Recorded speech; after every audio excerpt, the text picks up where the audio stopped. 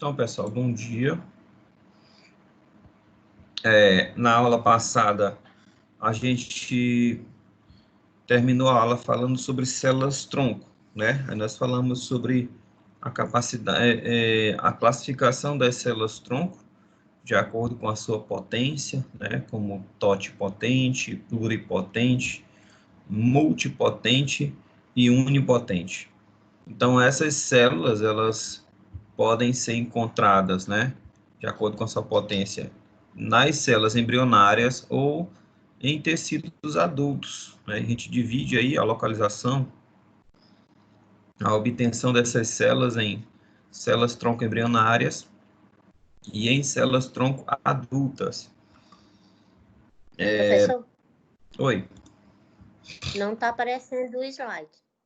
Tá, eu não coloquei o slide ainda. Ah, tá bom. Tá tranquilo. Eu só estou fazendo uma revisãozinha do que a gente falou semana passada.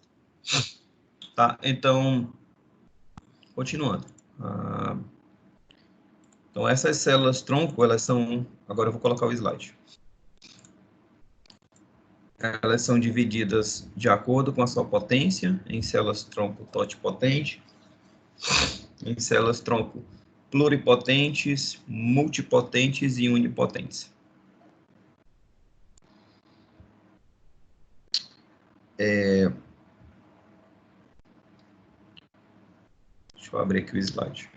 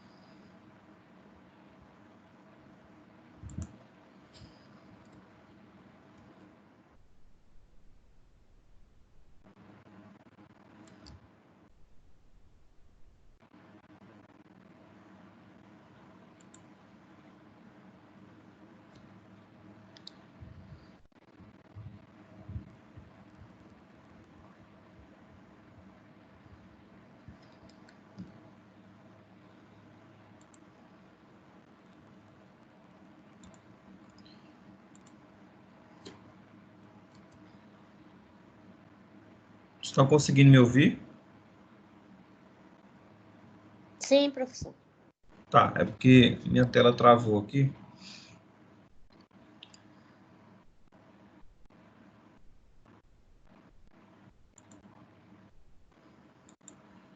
Porque assim, eu baixei um programa aqui do meu computador que ele consegue rodar alguns aplicativos. Simultânea a gravação, né? Isso. Eu vou ter que fechar o Teams aqui rapidinho, já que eu volto. Tá.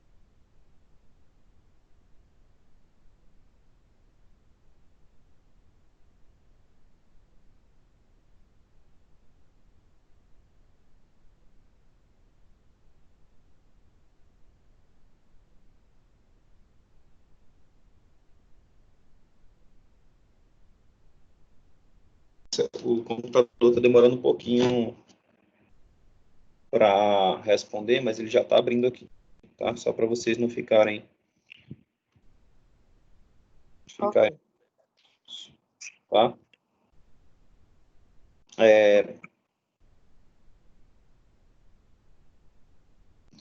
Por que eu estou demorando um pouquinho para acessar? Porque, assim, na aula de hoje, eu queria fazer demonstrações de lâminas, entendeu? Das células que eu falei para vocês semana passada. E aí, eu tenho alguns aplicativos no meu tablet que eu consigo mostrar para vocês, tá? Mas, como eu estou dando aula no computador, eu tentei instalar alguns aplicativos que conseguiam, alguns programas que conseguiam rodar aplicativo de celular no computador. Enfim, o aplicativo é um pouquinho pesado, por isso que eu tive esses probleminhas. Aí, o que é que eu vou fazer? Eu vou tentar conectar com os dispositivos ao mesmo tempo, para que eu consiga compartilhar o tablet e depois eu volte para a tela do computador, porque eu vou precisar desses dispositivos para eu ter uma aula mais dinâmica, um pouquinho, voltei. Ter uma aula mais dinâmica com vocês. Tá bom?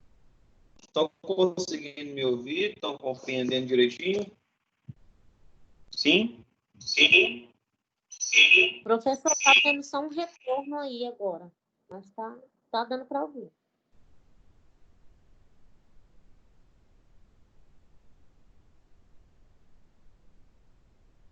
Agora ficou mudo para mim, senhor.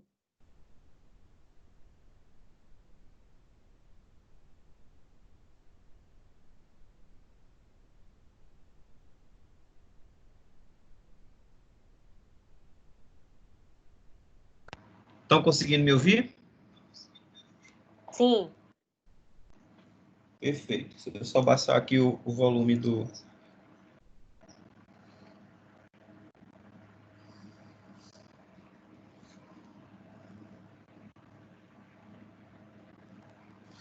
Pronto. O retorno, acho que parou. Parou o retorno.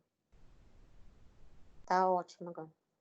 Tranquilo? Deu para ver agora? Sim. Ótimo.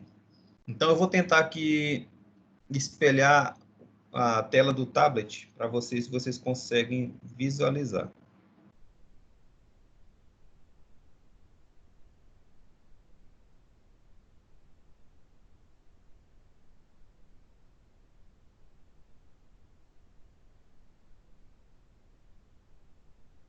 Ótimo.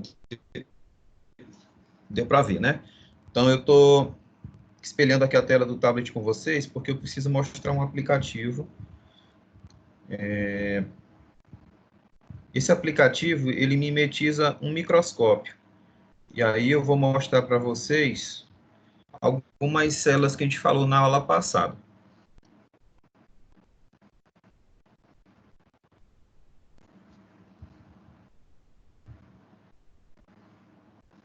Tá demorando um pouquinho para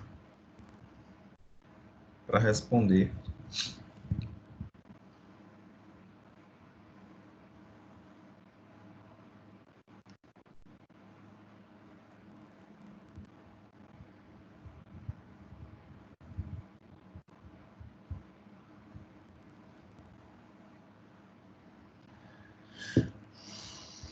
Só um momentinho, pessoal.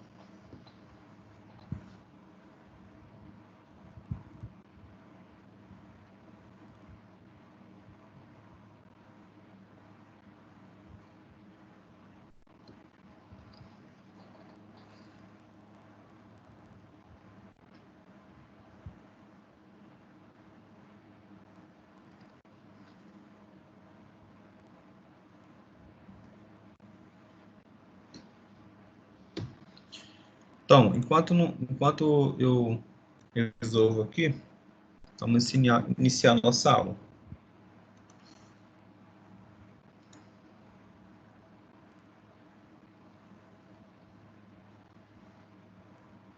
Então, como eu dizia na aula passada, a gente começou a falar sobre células-tronco, né, para depois entender o funcionamento das células cancerígenas.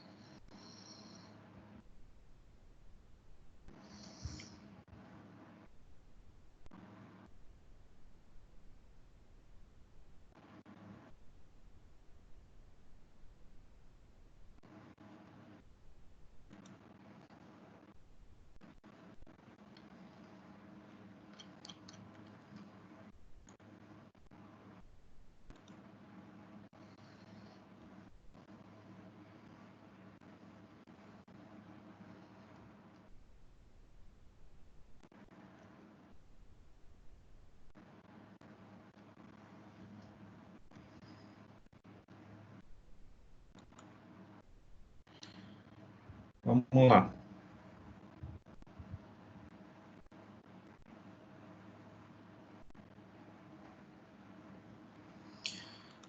Então, eu não estou conseguindo fazer o que eu queria fazer. Enfim. Então, na aula passada, a gente ficou aqui, não foi? Confirma? Alô? Oi, professor, ficou na totipotentes, eu acho. Na células tronco totipotentes. Aqui. É verdade? Isso é verdade? Isso, exatamente. Perfeito, vamos lá. Então, continuando a aula passada. Então, as células tronco, elas são divididas de acordo com a sua potência. Nós temos as células tronco todipotente, que são células que são capazes de gerar um organismo completo, né, dando origem aos folhetos embrionários, ectoderma, mesoderma, endoderma, e também dando origem a tecidos extraembrionários, que são os anexos embrionários, como placenta, córion, alantoide, âmnion e saco vitelino. São esses 5 anexos que são produzidos pelo tecido originado a partir do zigoto, né? Os tecidos que vão dar origem ao embrião e os tecidos extraembrionários. Então, essas células tronco, elas são encontradas logo após o processo de fertilização, onde o espermatozoide ele vai fecundar o ovo, o óvulo, e essa célula oriunda dessa fusão, o zigoto, vai começar a se multiplicar, dando origem aos blastômeros, que são células imaturas, células tronco-todipotentes. São essas células tronco-todipotentes, produzidas após a fertilização do ovo, que vão dar origem ao embrião e também aos anexos extraembrionários. Essa massa de células formadas pela fecundação do ovo, é chamada de mórula, elas são células com alta potência, inclusive essa massa de célula, quando ela se divide em 2 grupos, 3 grupos de células, elas vão dar origem a 2, 3 ou 4 gêmeos idênticos, dependendo da quantidade de massas de separação. É assim que gêmeos idênticos se formam. Gêmeos idênticos são oriundos do mesmo espermatozoide e do mesmo óvulo. Diferente dos gêmeos não idênticos, ou bivitelíneos. Esses gêmeos não idênticos, eles são formados por fecundações diferentes. Então, a mulher que engravida de gêmeos não idênticos, ela provavelmente ovulou 2 vezes ou 3 vezes no mesmo mês. E essa ovulação dupla ou tripla, se esses óvulos forem fecundados por 2 ou 3 espermatozoides, dependendo da situação, vão gerar 2, 3 ou 4 gêmeos não idênticos, tá? Então, gêmeos não idênticos são formados por fecundações diferentes. Gêmeos idênticos pela mesma fecundação. O que acontece é que as células tronco todipotente, oriundas da fertilização do ovo, se separam em massas e vão dar origem a embriões diferentes. Já as células tronco pluripotentes, elas têm uma potência um pouco mais reduzida comparada com as outras células tronco, as todipotentes, porque elas são capazes de gerar os folhetos embrionários, mas não são capazes de gerar os folhetos extraembrionários. Em consequência disso, as células tronco pluripotentes, elas podem dar origem a todas as 216 células encontradas no nosso corpo. Porém, ela não pode dar origem a um embrião completo, porque ela não tem a capacidade de produzir os anexos embrionários, que são importantes para o desenvolvimento do embrião. Então, as células pluripotentes, elas têm a capacidade de se diferenciar em qualquer célula do nosso corpo, quando se trata de células tronco pluripotentes humanas. Então, elas podem dar origem a neurônios, células cardíacas, células adiposas, células do condrócitos, as células cartilaginosas, células ósseas, células sanguíneas, qualquer uma das células do nosso corpo, elas são capazes de se diferenciar. Porém, elas não têm a capacidade de gerar um embrião completo. As células tronco multipotente, ela tem uma potência um pouco mais reduzida do que a pluri, porque elas são capazes de originar células do mesmo tecido. Exemplo, as células tronco hematopoéticas. As células tronco hematopoéticas são células indiferenciadas, porém elas são comprometidas com uma determinada linhagem, porque ela tem um certo grau de diferenciação. Ou seja, ela já tem alguns genes ativados que reduz a possibilidade de potência. Então essas células elas vão dar origem às células do sangue, qualquer célula do sangue, mas ela não tem uma potência de gerar células de outro tecido, como células nervosas, células musculares, apenas células sanguíneas. E as células unipotentes, elas são células tronco que dão origem apenas a uma célula. Ela vai amadurecer em uma determinada célula. Elas são células tronco, são células diferenciadas, mas elas estão comprometidas com uma determinada linhagem, como, por exemplo, as células tronco da camada basal da pele, camada germinativa da pele, que vão dar origem a queratinócitos sempre.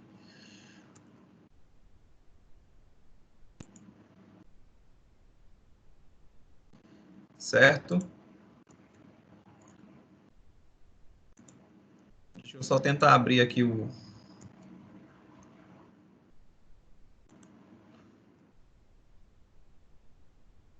aplicativo que eu queria mostrar para vocês. Enquanto isso, eu vou continuando minha aula, tá?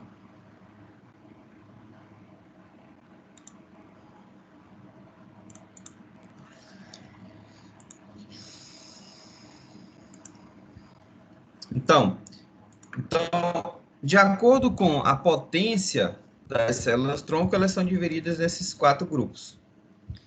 E aí, de acordo com a origem dessas células, elas podem ser classificadas em células tronco embrionárias, que são encontradas em embriões, e células tronco adultas, que são encontradas em células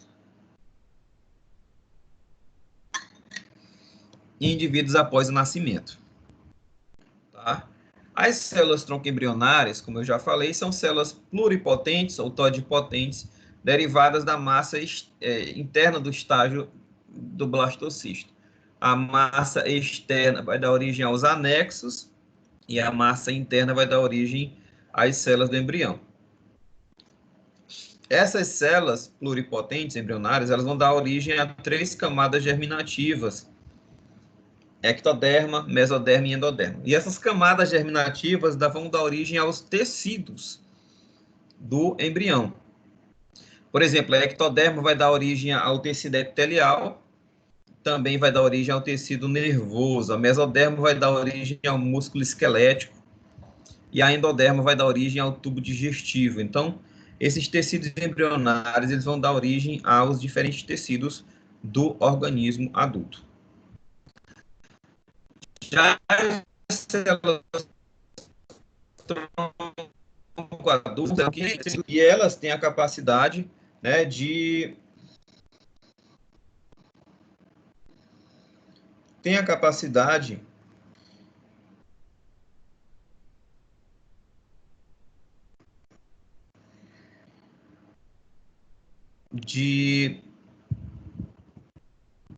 renovar os tecidos, né,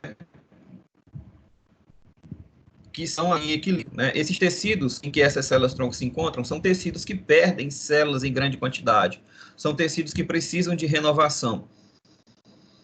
E por conta disso, essas células tronco residem nesses tecidos. À medida que o tecido vão perdendo células velhas, pelo processo de desgaste natural do tecido, essas células tronco, né, elas vão renovando essas células perdidas através do processo de diferenciação. Essas células tronco elas vão dando origem a essas células que foram perdidas. E por que estudar células tronco quando se fala em câncer? Né? Porque recentemente foi identificado um papel muito importante nessas células tronco para o início das dos cânceres, tá? Essas células-tronco, elas têm uma capacidade de dar origem às células cancerígenas quando elas estão danificadas. Por exemplo, já foi encontrado vários cânceres que têm origem em células-tronco, né? E essas células-tronco foram, então, batizadas de células-tronco do câncer. Então, câncer de mama, alguns tipos de câncer de mama, não são todos, alguns tipos de câncer de próstata, a leucemia mieloide aguda, a leucemia mieloide crônica também, e outros tipos de câncer, alguns, né, especificamente, têm natureza, né, têm origem nas células tronco do tecido.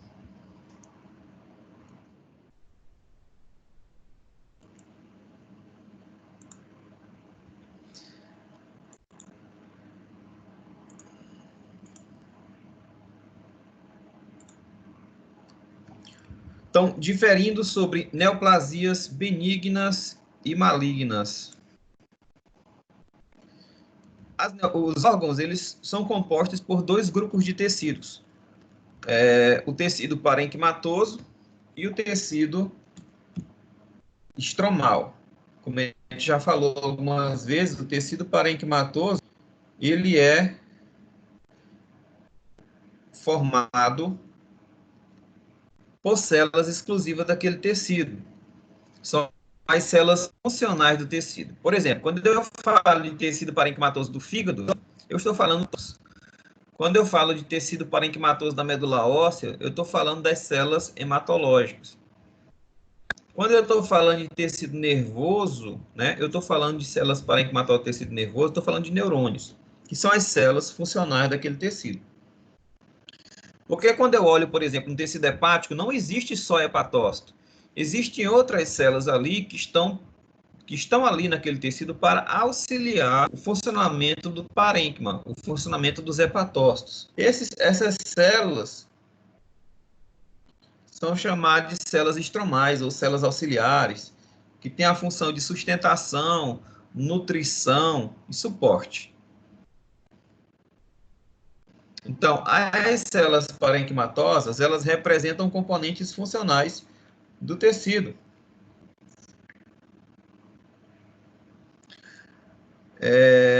Elas também são encontradas em células tumorais, em tecidos tumorais. Então, o parênquima do tecido tumoral são as células neoplásicas em si, porque existem outras células ali no tumor que auxiliam o crescimento do tumor. Certo? As células de sustentação, elas incluem a matriz extracelular, tecido conjuntivo, as células dos vasos sanguíneos, fibroblastos, macrófagos, células de defesa, células de nutrição, como adipócitos, que estão ali para criar um ambiente adequado para que as células funcionem de maneira correta.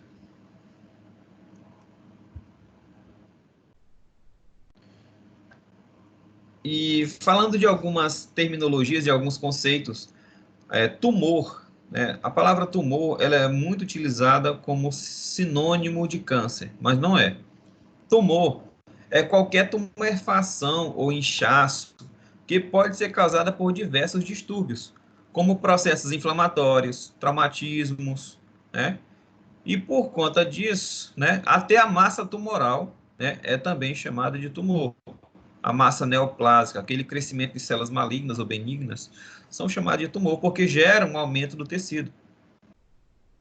Mas ele tem sido utilizado exclusivamente para designar um crescimento excessivo do tecido. Às vezes é utilizado de forma errada.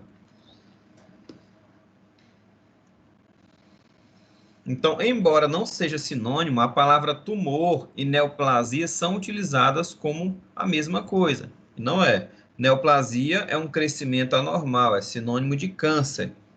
E tumor é qualquer aumento de massa tecidual. Então, um hematoma, por exemplo, a pessoa levou uma queda, bateu a testa no chão, gerou ali um hematoma. Aquele hematoma é um tumor, tá?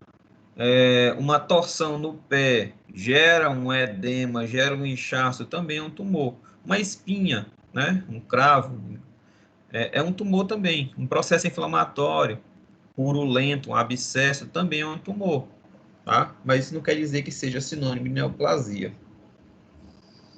As neoplasias, elas são classificadas como benignas e como malignas, tá? Neoplasias benignas. Como que eu consigo distinguir uma neoplasia benigna de uma neoplasia maligna? Através de suas características. As neoplasias benignas são neoplasias, são cânceres em que as células são bem diferenciadas. Ou seja, são células basicamente maduras. Elas estão aglomeradas em uma massa solitária e geralmente a massa é encapsulada. Isso é uma característica bem interessante da neoplasia benigna. Elas são células maduras, elas têm um crescimento lento comparado com a neoplasia maligna e elas são muito bem localizadas. Cirurgicamente, quando o médico abre o tecido para fazer a remoção cirúrgica do tecido da neoplasia benigna, essa neoplasia benigna é muito facilmente removida, porque ele consegue, a olho nu, identificar onde começa e onde termina o tumor e fazer uma incisão cirúrgica precisa para remover todas as células tumorais. Inclusive, tem uma cápsula ali, na maioria das vezes, que delimita muito bem o tumor. Então, esses tumores decorrentes dessas características, eles geralmente não levam à morte. Geralmente. Mas tumores benignos, eles podem gerar compressão em órgãos importantes ou gerar um bloqueio de circulação em órgãos importantes e gerar morte. Só nessas condições ele vai gerar morte. Então, por exemplo, um tumor benigno dentro do sistema nervoso central, né, o crescimento desse tumor, né, como o sistema nervoso central ele está encapsulado ali na calota craniana, esse tumor, à medida que cresce, ele vai comprimindo a massa encefálica e pode gerar morte do cérebro. Então, gerando morte cerebral e o indivíduo acaba evoluindo para óbito. Tumores de cabeça e pescoço também podem obstruir vasos sanguíneos importantes que nutrem o sistema nervoso central e causar a morte do indivíduo.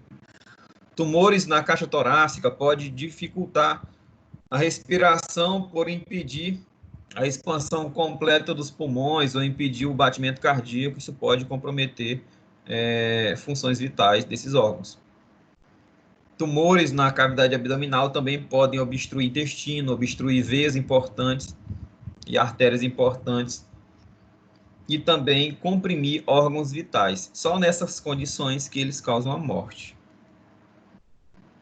Já as neoplasias malignas, elas são caracterizadas por células indiferenciadas ou células imaturas, e por conta disso elas são muito parecidas com células tronco, e também tem a capacidade de se desprender e gerar metástase, que é a capacidade do tumor original, algumas células do tumor original se desprender, cair na corrente sanguínea, cair na corrente linfática, ou cair em uma cavidade da segunda massa tumoral, gerando assim o espalhamento desse tumor.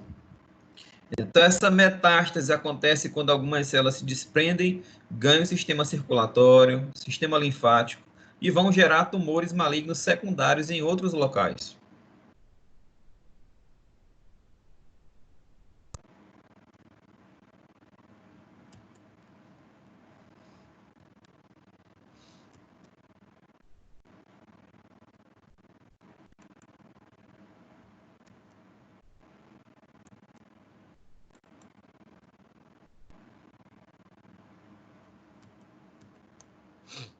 Deixa eu ver aqui se o programa conseguiu abrir. Perfeito. Acho que vai abrir agora. Vou mostrar para vocês algumas...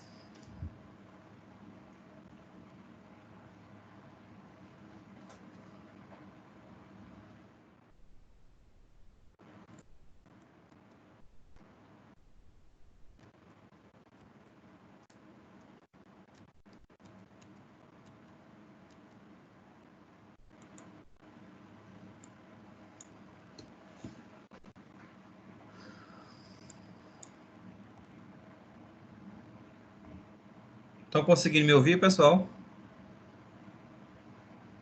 Sim. Tá. Só esperar que o Sim.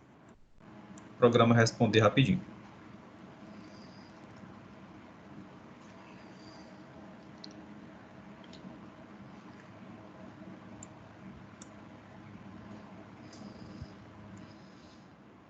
Enquanto ele carrega... Ah, já foi, peraí.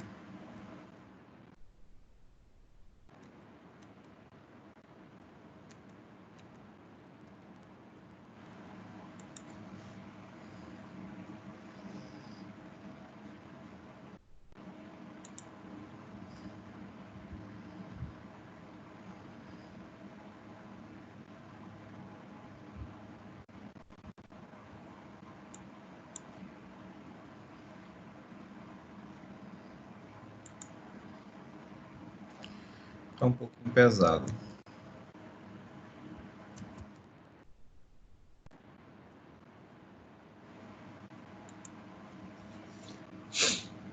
Pronto. Deixa eu abrir aqui o aplicativo.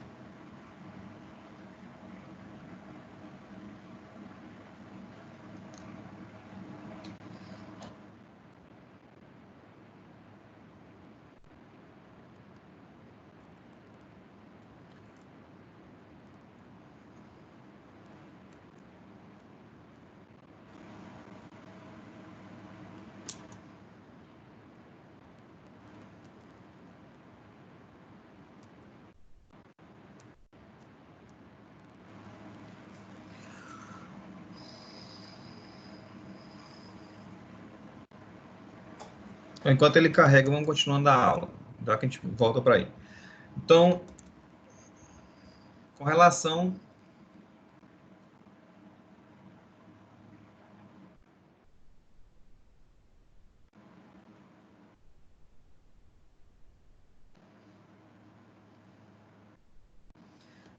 a neoplasias malignas, né? Essas neoplasias malignas, elas frequentemente elas provocam sofrimento e morte, né? Com mais frequência do que as neoplasias benignas. E se não forem principalmente se não forem tratadas ou se não forem controladas. A nomenclatura de tumores, elas utilizam alguns sufixos que pode nos dar noção do comportamento desse câncer, dessa neoplasia, se é uma neoplasia benigna ou uma neoplasia maligna. Por exemplo, a nomenclatura de neoplasias, ela utiliza o nome do tecido mais um sufixo, né? Esse sufixo vai determinar se esse tecido é benigno ou maligno. Por exemplo, quando se fala de neoplasias de tecido parenquimatoso, né, de tecidos corporais, por exemplo, o adenoma. O adenoma ele é uma neoplasia de epitélio glandular. E esse sufixo oma mostra que esse é um tumor benigno. O osteoma é um tumor benigno de tecido ósseo. Então, esse sufixo oma determina que ele é uma neoplasia benigna. Agora, quando se fala em neoplasias malignas, geralmente se coloca o sufixo carcinoma, né? Esse sufixo é utilizado para determinar um tumor maligno de origem do epitélio, de um tecido epitelial.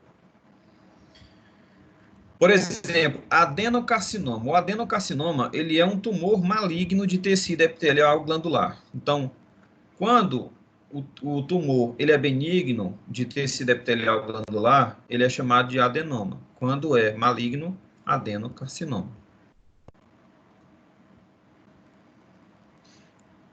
Quando o tumor tem origem mesenquimatosa, se utiliza o termo sarcoma.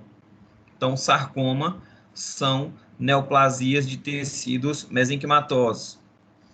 E esse sarcoma pode ser colocado, né, como prefixo o tecido de origem. Então, por exemplo, o osteosarcoma. O osteosarcoma uma neoplasia mesenquimal de tecido ósseo. Existem também os papilomas, que são projeções benignas, né, crescimento exagerado de células, né, parecido com verrugas, né? Que essas projeções se assemelham a dedos, que podem ser vistos microscopicamente ou macroscopicamente.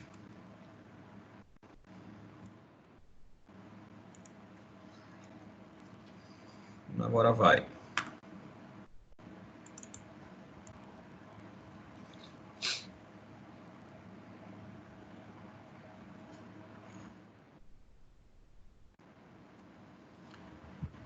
Então, o pólipo, que é um tecido, uma papila, é causado por um crescimento que se projeta na superfície das mucosas, que pode ser encontrado no intestino grosso, intestino delgado. Esse pólipo, ele pode ser uma neoplasia benigna, mas ele pode evoluir para uma neoplasia maligna caso não seja removido. Tem um exemplo aí, neoplasia.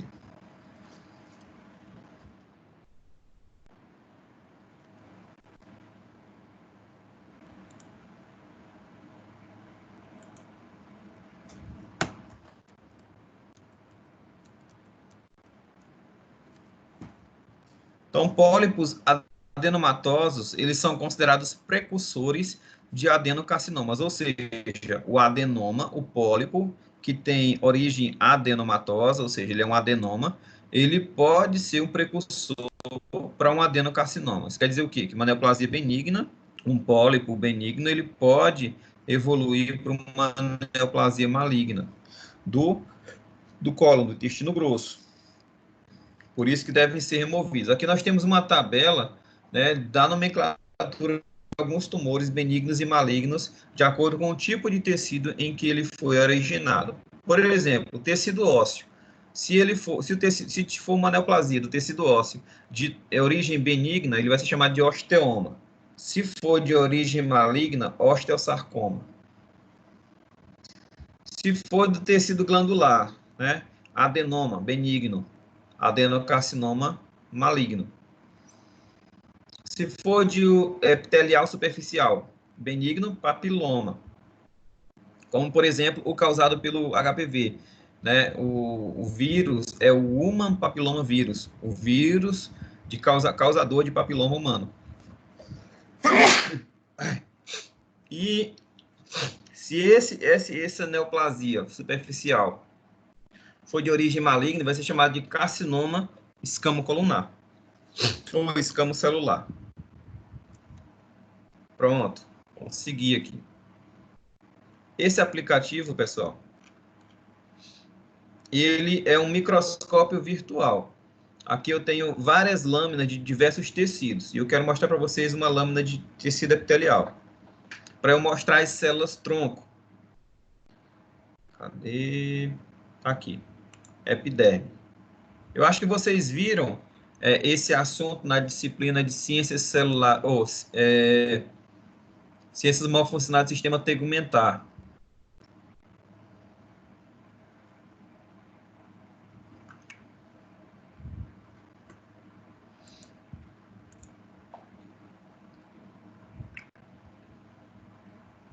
Então, vamos lá. Aqui nós temos uma lâmina de tecido epitelial.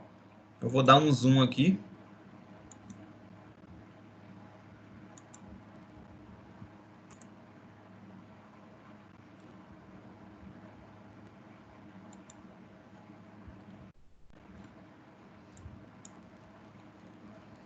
Tá um pouquinho lento.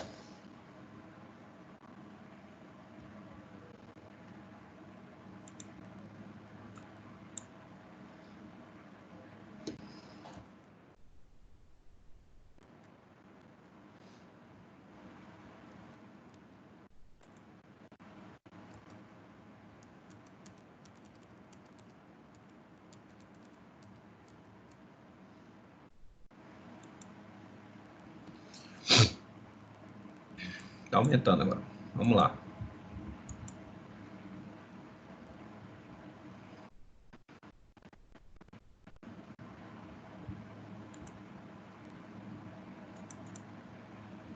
Ó, percebam aqui as camadas da pele. Nós temos a epiderme, né? A hipoderme e o tecido muscular aqui embaixo. Deixa eu só dar um zoom aqui. Pronto, tá aqui. Aqui a gente consegue distinguir as diferentes camadas da epiderme. A camada, essa camada mais escura aqui, uma camada única, bem pequenininha, aqui na base da epiderme, é chamada de camada basal ou camada germinativa. Ó, extrato basal. O extrato basal ou germinativo consiste de uma lâmina de células prismáticas adjacentes à camada basal e contém células tronco ou células progenitoras com capacidade proliferativa de migrar e de se transformar em células epidérmicas. Então, essa célula aqui, vou dar um zoom maior. Estão conseguindo ver, pessoal? Sim, professor. Sim? Sim, professor. Tá, então essa camada de aqui, ó, bem fininha, única, de células mais alongadas, elas são células tronco, tá? Quando a célula da pele lá de cima, ela começa a descamar, essas células aqui vão estar diariamente se diferenciando, tá? Então, ó, depois que elas se diferenciam, elas vão dar origem a segunda, elas se diferenciam, essas células aqui, elas vão dar origem a essa célula que parece fantasma, tá? Que é chamada de célula espinhosa. A camada espinhosa, elas têm de 2 a 5 lâminas de células poligonais que se iniciam o processo de queratinização, que é o processo de produção dessa proteína, a queratina, que é uma proteína de resistência, porque a pele ela é um tecido de resistência. A gente viu também na unidade 3 que a pele ela é um componente do sistema imune. Ela é uma barreira física. A gente vai ver agora por que ela é uma barreira física. Aqui na terceira camada da pele, nós temos a camada granulosa. É aqui onde se encontram, por exemplo, os melanócitos. São células produtoras de melanina. Então, essa camada aqui, a terceira camada, que dá origem a melanina e que vai determinar a cor, a pigmentação da pele. Certo? Depois vem a camada córnea, que é uma camada de células, né, grande quantidade de queratina, e essa camada aqui gigantesca, cor de rosa, olha a espessura dessa camada aqui. Essa é a camada queratinosa, rica em queratinócitos, ricos em células mortas, que vão dar, né, a proteção da pele. Então, perceba, para um vírus, para entrar no nosso corpo através da pele, ele precisa, né, penetrar toda essa camada de células queratinosas. Ou seja, é impossível, a não ser que essa pele tenha sido rompida por um ferimento. Tá? Então, ó, para vocês terem uma noção das camadas. Aqui nós temos a camada basal, nesse alfinete primeiro aqui, a camada de células espinhosas, células granulosas, células camada lúcida e depois a camada queratinosa, que é essa camada mais clara aqui, ó, essa camada inteira aqui de células, tá? Essa região aqui é o extrato córneo, a camada córnea que é rica em células mortas, ricas em queratina. Essa que é a barreira física. E ela se descama. Percebam aqui que ela está se desprendendo aqui na superfície. Então, ó, diariamente nós perdemos uma grande quantidade de células queratinosas e essas células, elas são repostas através dessa camada basal germinativa aqui, compostas por células-tronco. Essas células aqui, elas são células-tronco unipotentes. Elas não vão dar origem a outra célula que não seja um queratinócito. Tá? Elas têm uma capacidade reduzida. Aqui nós temos um plexo de Meissner, ó. Plexo de Meissner São corpúsculos, são aglomerações de células mecanorreceptoras da papila dermal e estão ligadas a neurônios. E essas células elas percebem o toque, por exemplo. Tá? A gente consegue sentir, por exemplo, uma... Alô?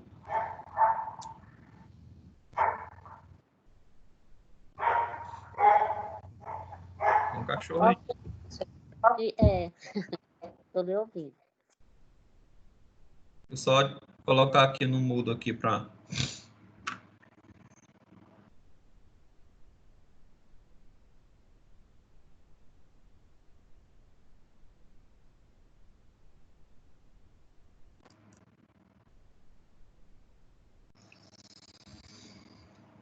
Então, percebam a complexidade, né, desses tecidos, das células tronco encontradas em alguns tecidos.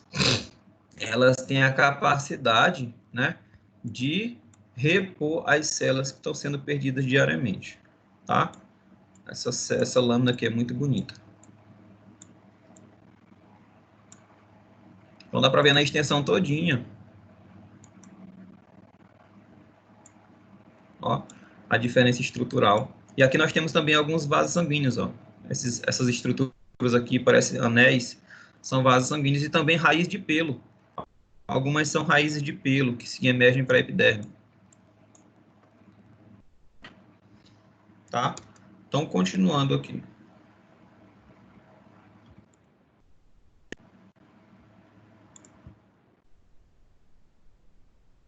Então, aqui nós temos essa tabela, né, que mostra os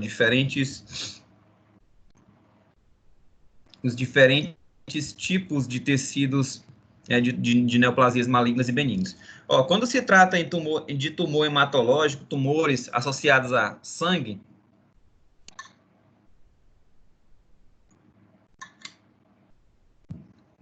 percebam que não existe neoplasia benigna de células do sangue.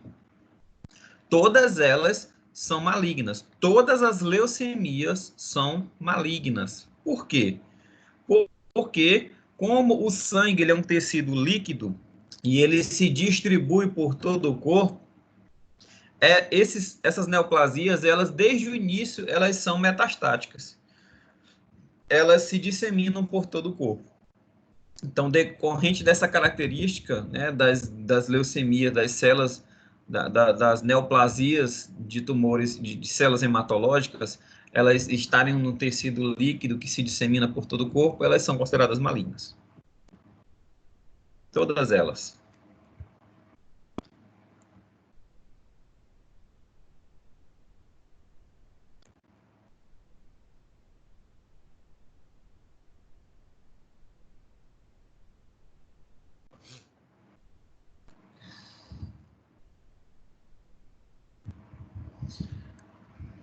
Então, as neoplasias benignas,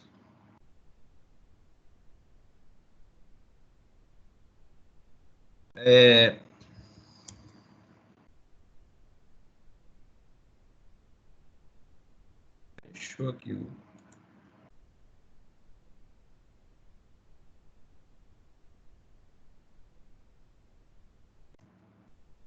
Só fechar esse programa aqui que ele fica pesando muito. Eu já mostrei para vocês aí as células da epiderme.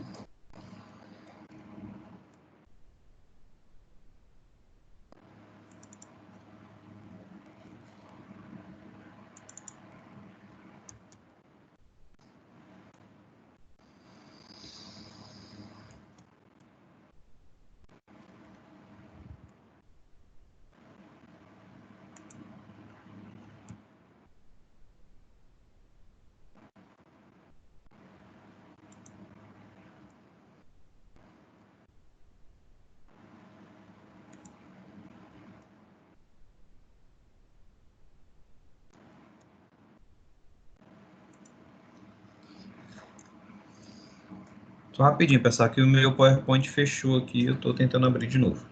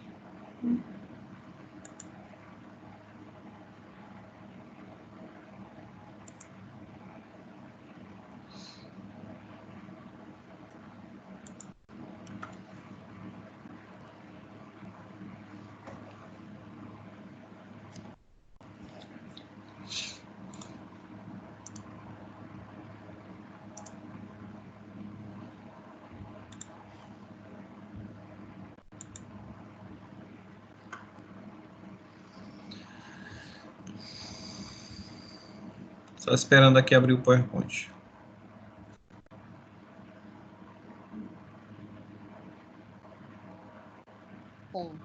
Bom.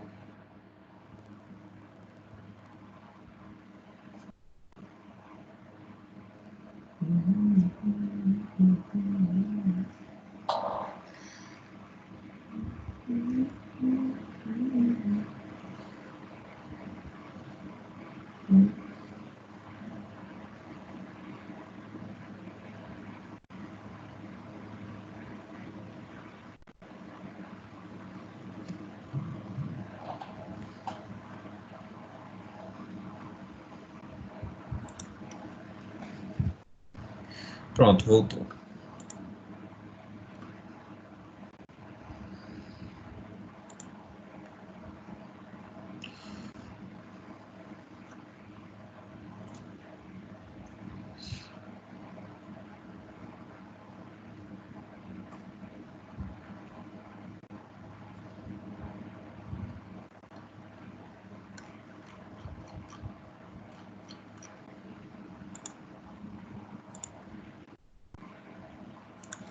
Então, continuando.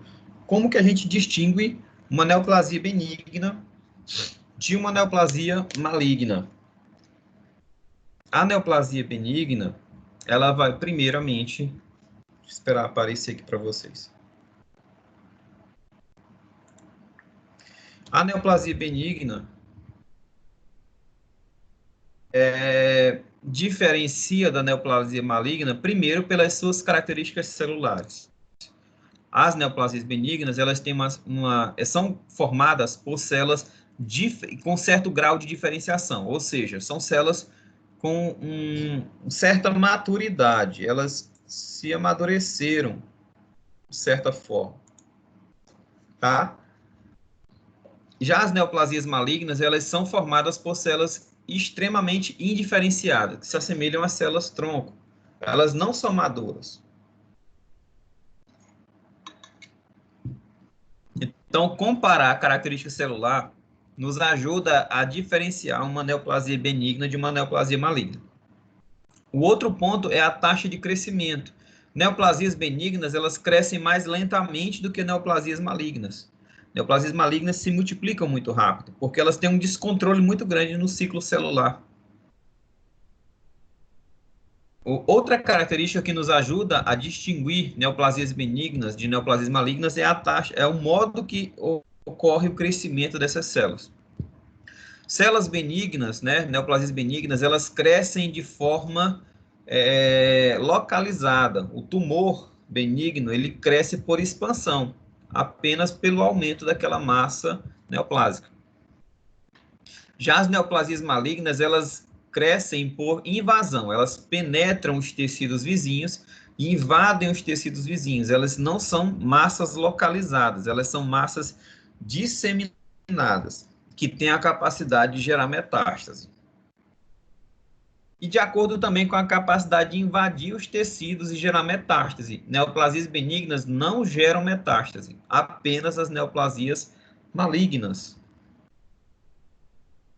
E o potencial de causar morte? As neoplasias benignas têm um baixo potencial de causar morte e as neoplasias malignas uma alta capacidade de causar morte. Então, tumores benignos, eles se compõem de células bem diferenciadas, né, bem maduras, e elas são muito parecidas com aquelas células dos tecidos ao qual ele se originou. Elas são caracterizadas por uma taxa de crescimento lento e progressivo. Então, aquela massa neoplásica benigna, ela vai crescer gradativamente, mas por uma taxa de crescimento lento. Elas vão crescer por expansão, ou seja, aquele tumor, aquela massa tumoral, ela vai crescendo, né? Mas ela não tem a capacidade de invadir tecidos vizinhos, adjacentes. Então, elas não infiltram, não invadem ou não fazem metástase para locais distantes. Elas ficam naquele local. Então, elas não vão dar origem a tumores secundários. Ela vai ter apenas o tumor primário. Por razões desconhecidas, as células neoplásicas benignas, elas apenas têm a perda da capacidade perde o controle pelo ciclo proliferativo, pelo ciclo celular. Elas não obedecem mais às respostas do corpo de estimular ou inibir o ciclo celular dela. Elas apenas começam a se multiplicar de forma desordenada. Mas, à medida que elas se multiplicam, elas conseguem amadurecer. Então, a capacidade de diferenciação é preservada.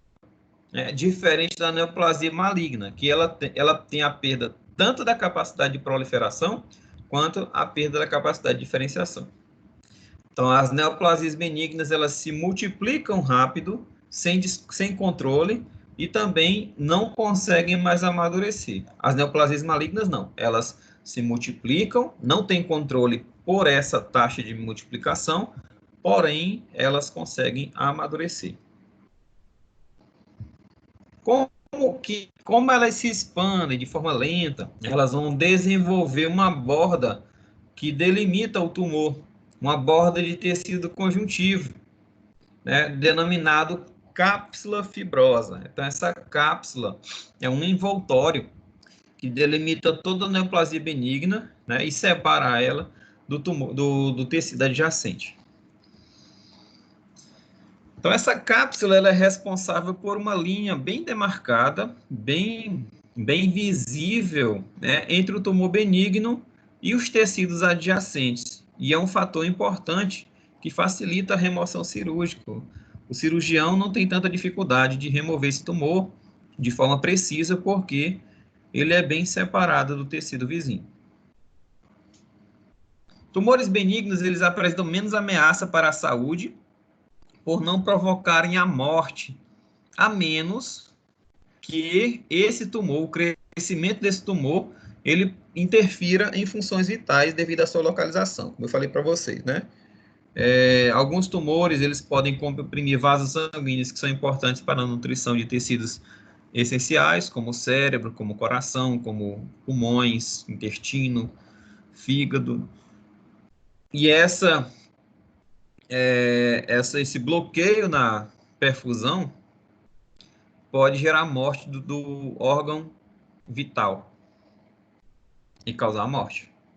Ou até o próprio crescimento desse tumor pode impossibilitar funções vitais, como massas tumorais podem impedir a contração do coração, impedir o batimento cardíaco, pode impedir a expansão dos pulmões, pode comprimir o sistema nervoso central, né, gerando morte, comprimir o fígado, comprimir o baço, comprimir o intestino, comprimir o pâncreas e gerar destruição desse tecido, esse órgão por compressão.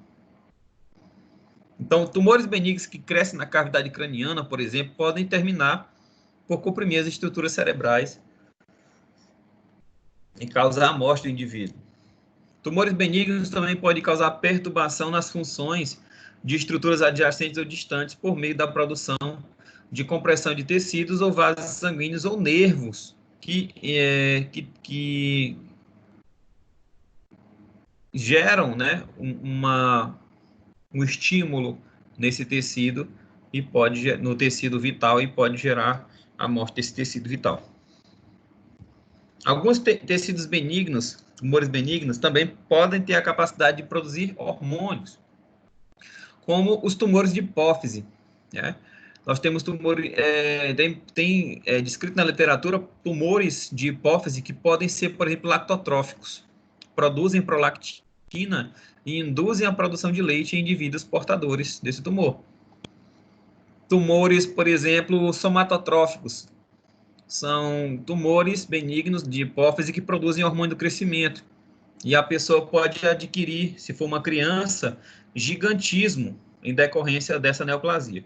Se for um adulto, como ele já parou de crescer, ele vai desenvolver uma condição chamada de acromegalia. A acromegalia é o crescimento das extremidades. Esse hormônio do crescimento em indivíduos adultos, ele gera o crescimento das extremidades, como aumento do tamanho das mãos, o aumento do tamanho dos pés, da orelha, do queixo, né? Do nariz, principalmente tecidos cartilaginosos, como orelha, nariz, né? Articulações das mãos, dos pés, o aumento dos órgãos também, como o aumento do coração, dos pulmões, e outras condições decorrentes do aumento desse hormônio do crescimento em idade adulta. Neoplasias malignas. Elas possuem a capacidade de invadir e destruir tecidos vizinhos. Essa é a principal característica da neoplasia maligna, gerar metástase e gerar tumores secundários decorrentes dessa metástase. Elas se disseminam para outras partes do corpo e tendem a crescer rapidamente e se disseminar de forma ampla, apresentando um alto potencial de provocar morte. Essas neoplasias malignas também podem comprimir vasos sanguíneos, bloquear o suprimento sanguíneo de alguns tecidos importantes, gerando lesão tissular. Podem também secretar hormônios ou até citocinas inflamatórias, liberar enzimas digestivas, toxinas, ou até induzir uma resposta inflamatória, que vai lesar o tecido normal, ou até o próprio tumor vai sofrer por esse processo inflamatório. Eles também têm a capacidade, alguns têm a capacidade de produzir hormônios e também produzir um fator de crescimento extremamente importante, que é chamado de fator de crescimento de célula endotelial, o VEGF. Esse fator de crescimento, ele estimula a produção, né, a construção de novos vasos sanguíneos.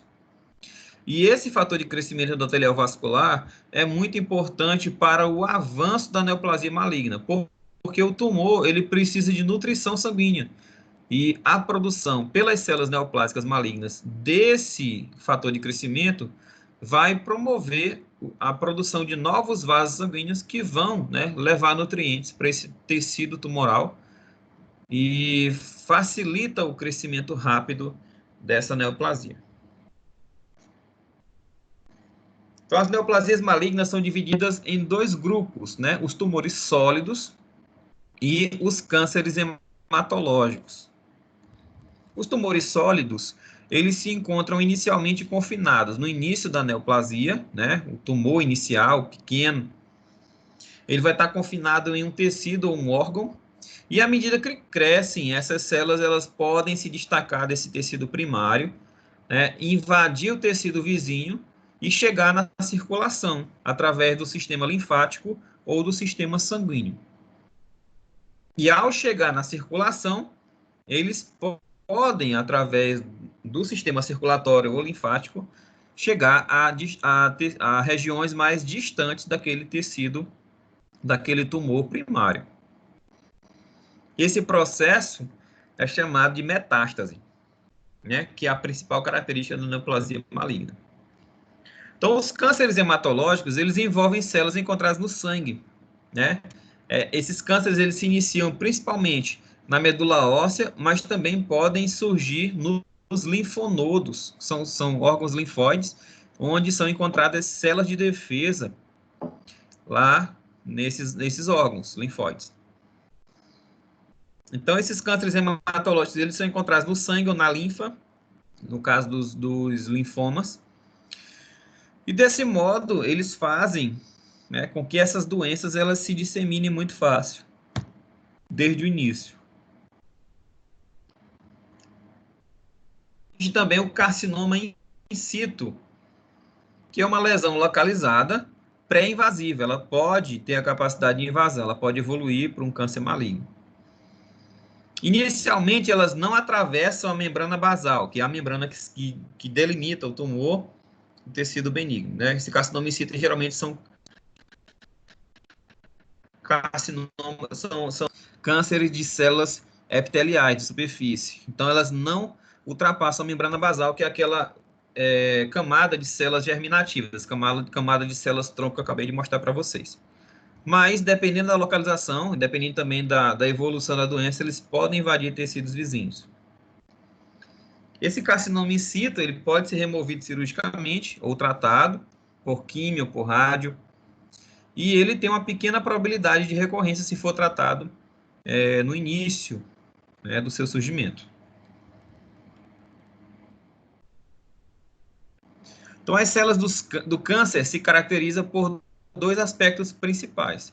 Uma proliferação anormal e rápida e perda da diferenciação. Ou seja, as neoplasias malignas, elas crescem rápido e de forma aberrante, né? Por isso o nome neoplasia. E elas perdem a capacidade de amadurecimento, de modo que elas não vão exibir características e propriedades normais da célula. Ou seja, quando você compara uma célula neoplásica maligna com as células do tecido que ela se originou, elas são muito diferentes. Elas se parecem mais com células tronco-embrionárias do que com as células daquele tecido. E essas células neoplásicas, elas têm característica de invasão e metástase. Então, os tumores benignos possuem células diferenciadas, como a gente já falou, células maduras, que são semelhantes ao tecido.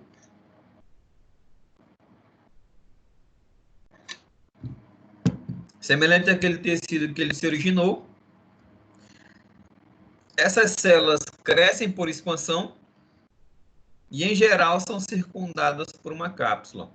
Já os tumores malignos, eles possuem células indiferenciadas, né, células imaturas, e essas células pouco lembram o tecido original que deram origem a eles, né? E essas células se disseminam por invasão direta, né, através da extensão da projeção do tumor original, gerando o que a gente chama de semeadura de células. E essas células podem cair em cavidades corporais, ou outro mecanismo de disseminação é a metástase, onde elas caem na corrente sanguínea ou linfática. Então, a palavra câncer, ela é sinônimo de tumores malignos. Quando se fala em câncer, a gente está falando de tumores malignos. Por quê? Câncer, essa palavra câncer significa semelhante a caranguejo. Por exemplo, no signo dos zodíacos, né, o signo de câncer, ele é simbolizado pelo caranguejo. Porque câncer significa caranguejo. Então, por que a gente chama de tumor maligno de câncer? Porque essa massa tumoral maligna, ela gera projeções nos tecidos vizinhos que se assemelham às patas de um caranguejo. Então, elas crescem e disseminam com projeções semelhantes às patas do caranguejo para os tecidos vizinhos. Por isso que a palavra câncer é sinônimo de tumor maligno. Como que ocorre essa invasão, né, através de projeções? É porque as células neoplásicas malignas, elas sintetizam e eliminam enzimas digestivas. Essas enzimas digestivas vão degradar proteínas do tecido vizinho e vão contribuir, né, gerando espaços entre as células do tecido vizinho e geram, então, um local para que as células neoplásicas consigam crescer e se disseminar. Então, a falta de demarcação clara entre as células neoplásicas malignas e o tecido vizinho dificulta a remoção cirúrgica dos tumores malignos de forma completa. Então, na maioria das vezes, o cirurgião, quando vai fazer a remoção de um tumor maligno, ele acaba removendo mais parte, né, utilizando uma margem de segurança para tentar remover o máximo possível dessas projeções e tentar tirar com segurança essa neoplasia. Tá? Ele acaba removendo tecidos bons ao redor do câncer, para ter certeza de que ele está removendo não só a massa primária, mas as projeções dessa massa primária e impedir que essa neoplasia maligna reapareça. É através dessa projeção que ocorre o fenômeno de metástase chamado de semeadura de células de câncer. Quando essas projeções de células elas se descamam, elas podem cair em espaços encontrados em algumas regiões do corpo, como o espaço peritoneal, o espaço pleural, o espaço pericárdico e também nas articulações. E aí, essas células que foram descamadas do tumor primário, elas vão dar origem a tumores secundários, a novos tumores. Outra forma de gerar disseminação da neoplasia maligna é a metástase através da disseminação hematológica ou linfática. Então, a metástase é o desenvolvimento de um tumor secundário em uma localização distante do tumor primário. Essa metástase, ela pode acontecer via linfática, né, ou via hematógena, através dos vasos sanguíneos. Então, a metástase linfática, as células tumorais se alojam primeiramente nos linfonodos inicial, que é chamado de linfonodo sentinela. O linfonodo sentinela é o linfonodo mais próximo daquela massa tumoral, massa neoplásica, tá? E esse linfonodo sentinela que recebe a drenagem da linfa desse tumor. Então, se essas células neoplásicas elas sofrerem metástase via linfática, elas vão se alojar primeiramente no linfonodo sentinela, tá? Existem alguns tumores que a metástase dele ocorre mais via linfática. Exemplo clássico é o câncer de mama. A neoplasia maligna de mama, ela tem uma predileção a invadir os vasos linfáticos, invadir os linfonodos. Por isso que quando o médico faz a mastectomia completa, mastectomia total, ele remove a mama inteira e remove todos os vasos linfáticos aqui, chamado de linfonodos subaxilares, até o meio das costas. Tá? Esses linfonodos, eles drenam aquele tumor, né? E pode acontecer de algumas células ali do tumor primário terem se destacado e terem se escondido, né? Vamos dizer assim, se alojado nesses linfonodos subaxilares. Então, o médico, né, o oncologista que faz a remoção da mama, ele, por segurança, acaba removendo todos os linfonodos subaxilares para ter certeza de que ele está conseguindo remover todas as células neoplásicas ali.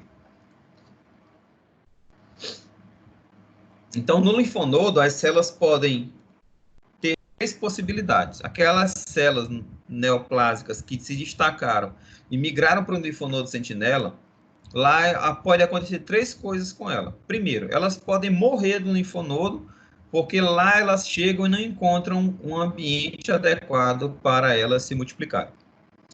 Outra condição é que elas podem apenas adormecer. Elas ficam no linfonodo sentinela e ficam ali no estado de latência, porque o ambiente não é tão adequado para ela sobreviver. Mas elas podem sair desse estado de latência e gerar um novo tumor. Ou a terceira opção, que é a pior, elas podem encontrar um ambiente adequado e crescerem ali. E também podem gerar uma nova metástase para outros linfonodos. E chegar a ter o dueto torácico e cair na corrente sanguínea.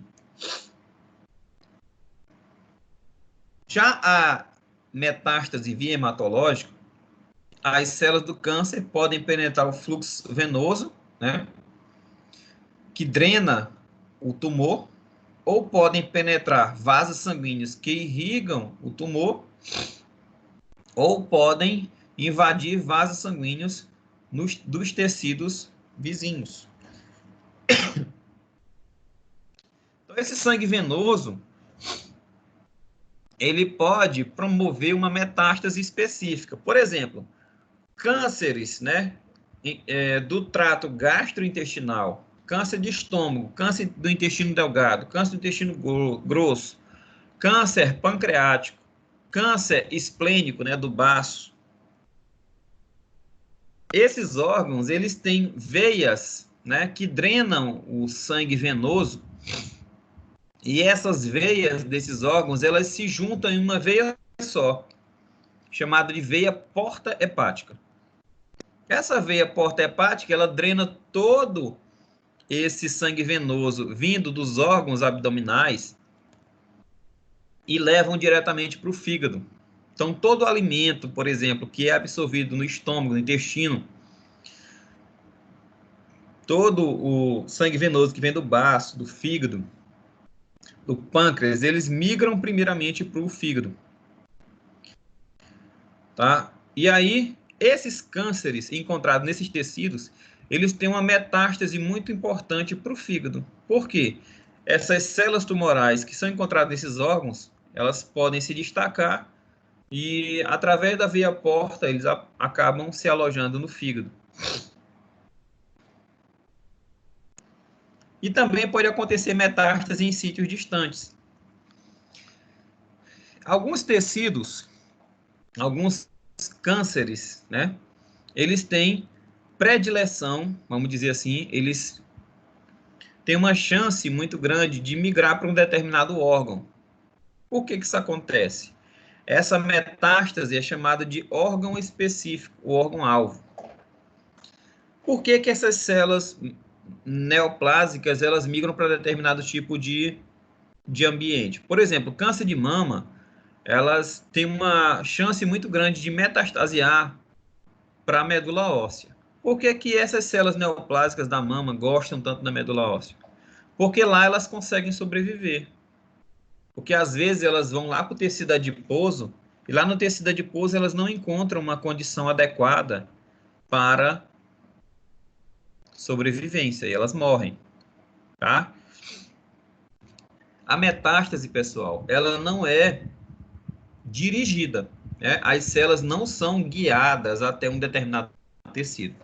O que acontece é um fenômeno de tentativa e erro, né? As células tumorais vão se destacando da massa tumoral inicial, aquelas que conseguem chegar no tecido adequado, elas vão se desenvolver, e aquelas que não conseguem vão morrer.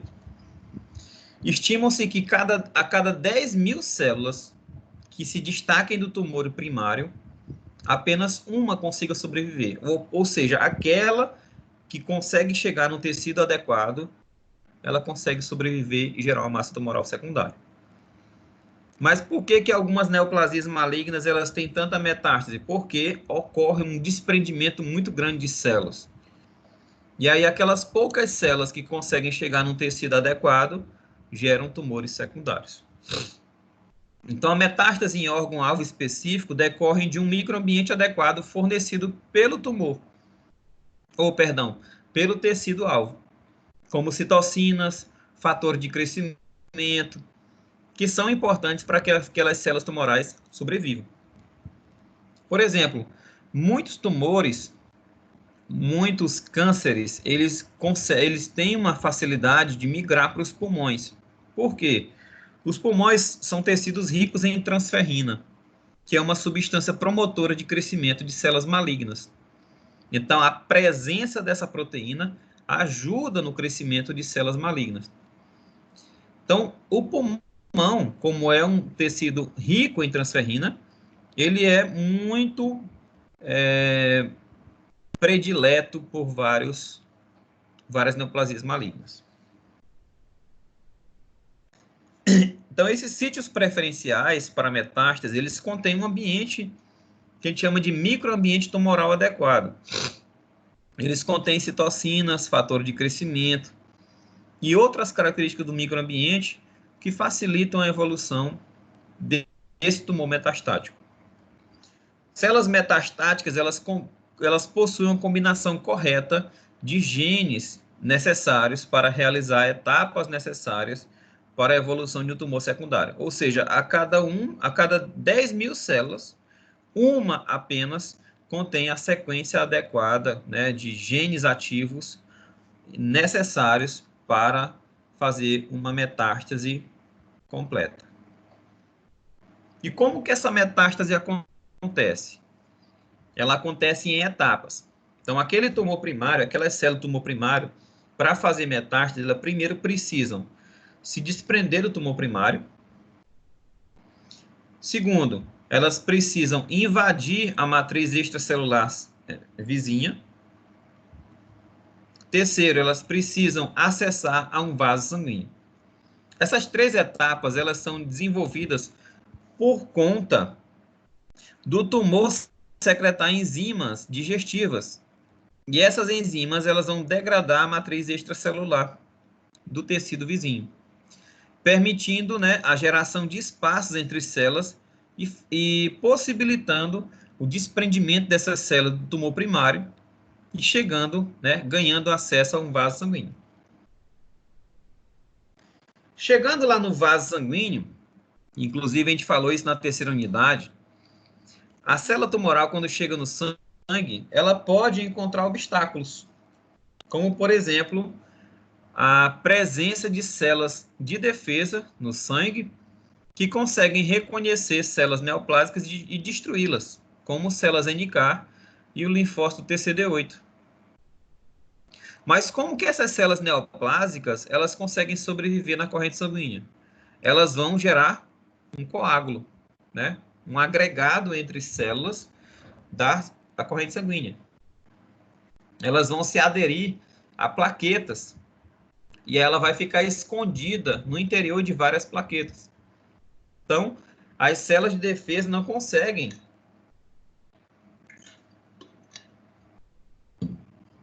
ter acesso a essa célula tumoral, porque ela está no interior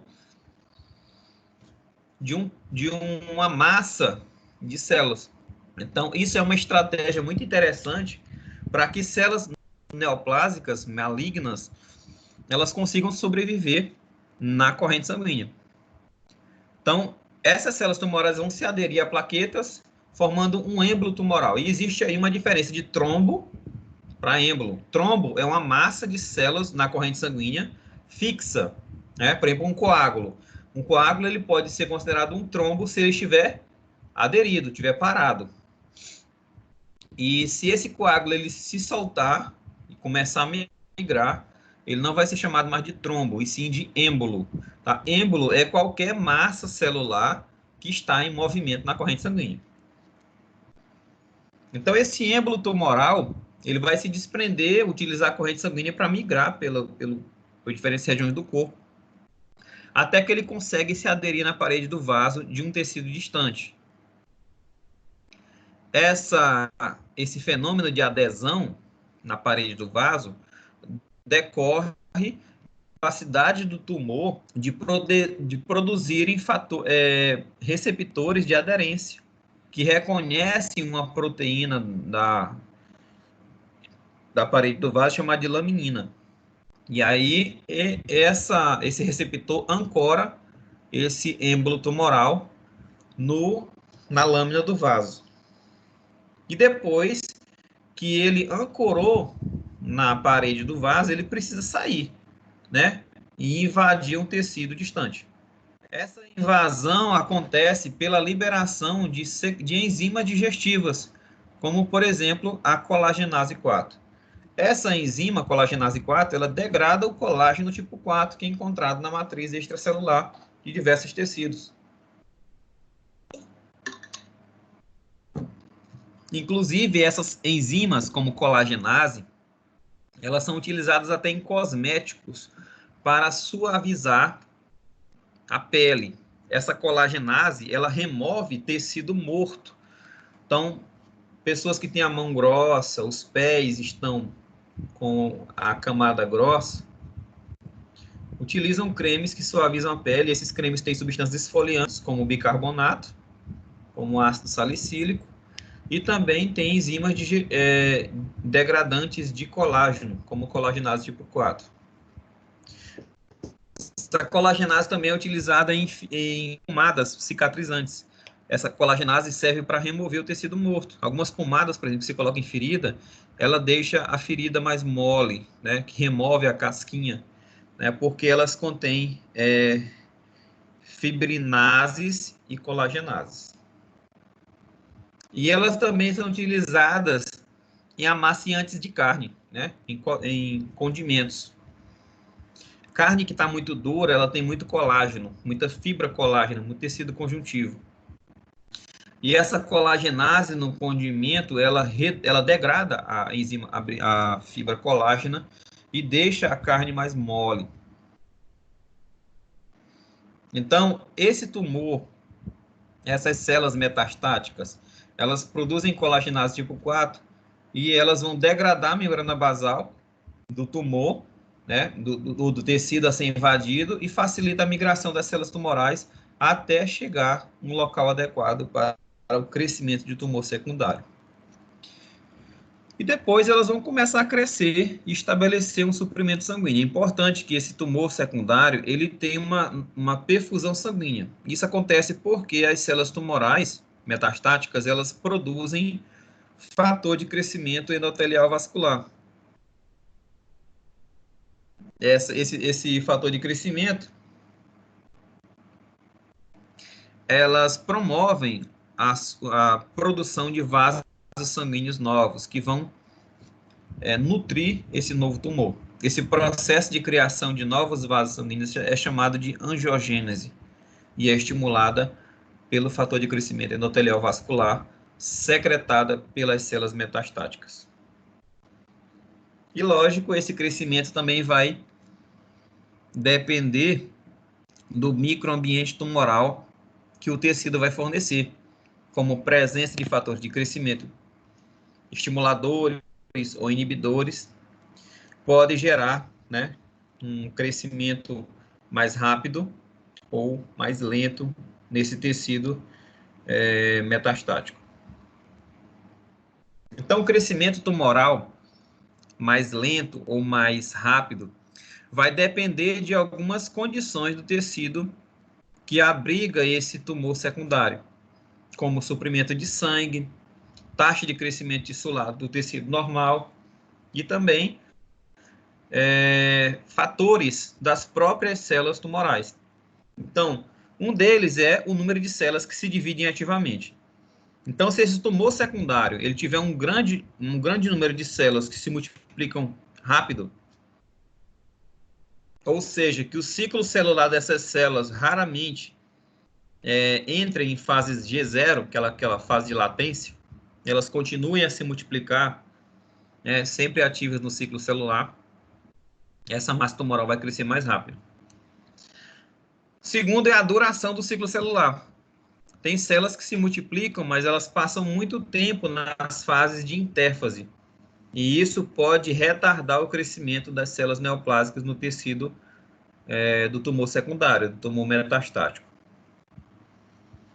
E segundo é o número de células, o terceiro é o número de células perdidas. Então, esse tumor ele vai crescer mais lento se essas células neoplásicas forem destruídas pelo sistema imunológico, ou não receberem uma quantidade adequada de sangue, ou não receberem uma quantidade adequada de nutrientes, elas vão morrer.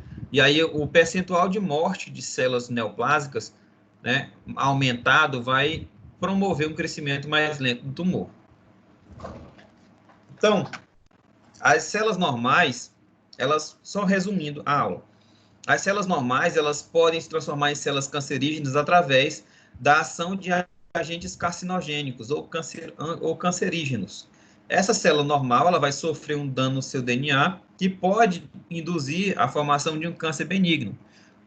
A célula neoplásica benigna ela cresce, né, de maneira expansiva. Elas vão se multiplicando. São células maduras que perderam a capacidade de regular o ciclo celular. Elas vão se multiplicar de forma indefinida, mas vão crescer de forma localizada. Agora, se esse agente carcinogênico ou cancerígeno gerar um dano tecidual, dano no DNA, que promova um crescimento desordenado e um bloqueio maturativo, essas células neoplásicas malignas, elas vão se multiplicar rápido, e elas vão ter características de células imaturas, né, podendo invadir o tecido vizinho ou podendo invadir vasos linfáticos ou sanguíneos, gerando metástase. Então, aqui nós temos um exemplo de metástase, uma célula epitelial que sofreu a ação de um agente cancerígeno, se transformou em célula neoplásica, um tumor benigno.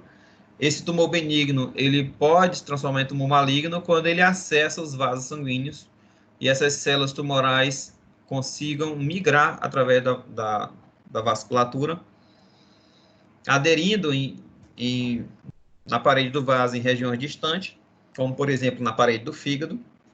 Essas células que consigam se aderir na parede do fígado, elas vão migrar para o parênquima hepático e lá elas vão encontrar um ambiente adequado para o seu crescimento. Elas vão colonizar o fígado, formando uma metástase plena, né, um crescimento de um tumor secundário. Então, aqui nós temos uma tabelinha que demonstra as diferenças fisiológicas de uma célula normal e de uma célula cancerígena. E aqui nós temos as etapas da metástase, né? O tumor primário, ele sofre desprendimento, ganha a circulação, interage com plaquetas formando um êmbolo de células tumorais, vai gerar uma adesão em um sítio distante, produzindo, né, colagenase, que gera um extravasamento desse tumor para o tecido, e lá no tecido, né, metastático, ele vai induzir a produção de novos vasos sanguíneos, gerando o crescimento pleno desse tumor secundário.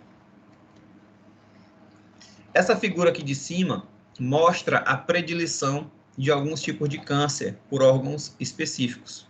Por exemplo, o câncer de colo, câncer de intestino, ele tem uma alta predileção para migrar para o fígado, né? Porque o intestino delgado e grosso, ele tem veias mesentéricas que se ligam, né? Que convergem para a veia hepática, via porta hepática. Então, células do câncer de intestino, elas podem ganhar o vaso sanguíneo e ter acesso ao fígado mais facilmente.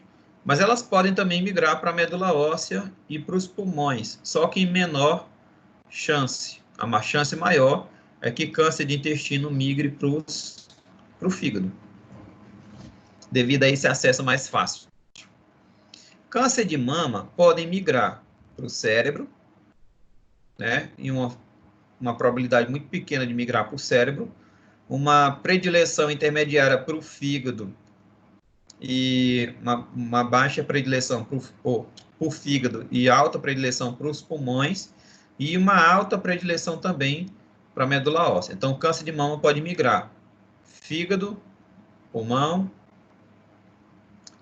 cérebro, pulmão, fígado e medula óssea.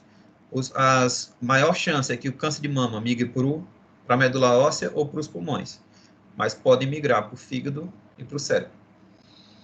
Câncer de pâncreas tem uma predileção pequena para o fígado e uma grande predileção, para o pulmão e uma grande predileção para o fígado.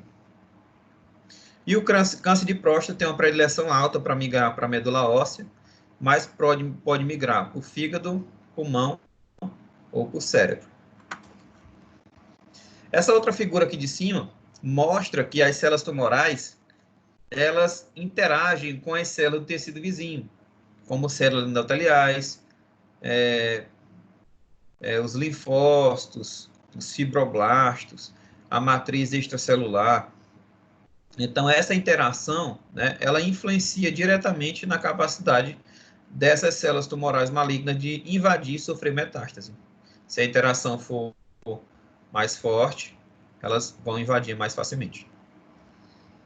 Aqui embaixo nós temos a representação da metástase tumoral, quando as células neoplásicas elas invadem um tecido secundário, elas vão produzir o fator de crescimento endotelial vascular que vai gerar a angiogênese. Essa angiogênese promove a nutrição sanguínea desse tumor e facilita o seu crescimento.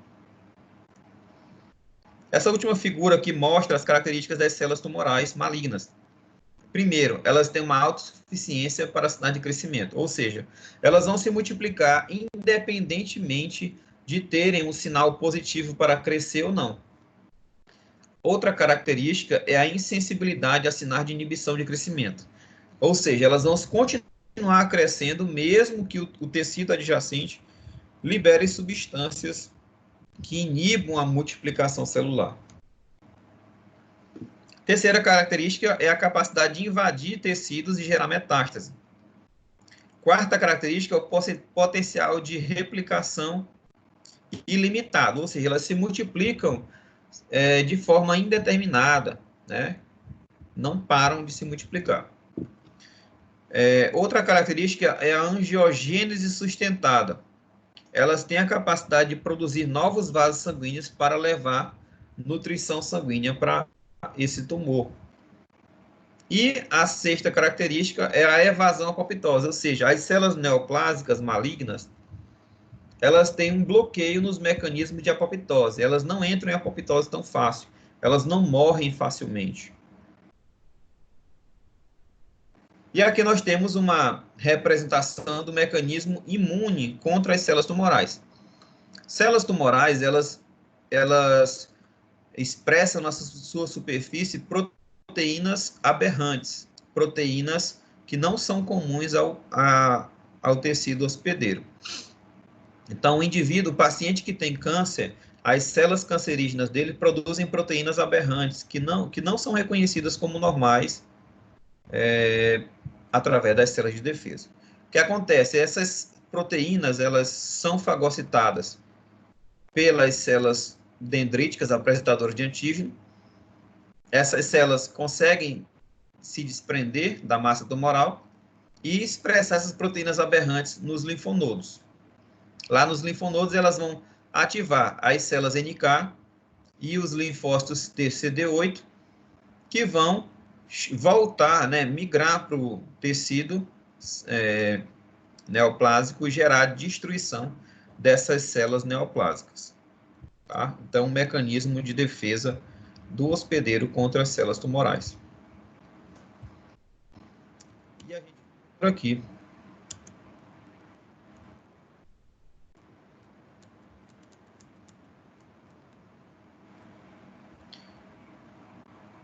E aí, pessoal?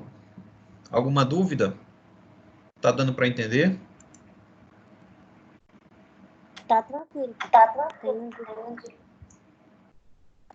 A transmissão hoje foi tranquila?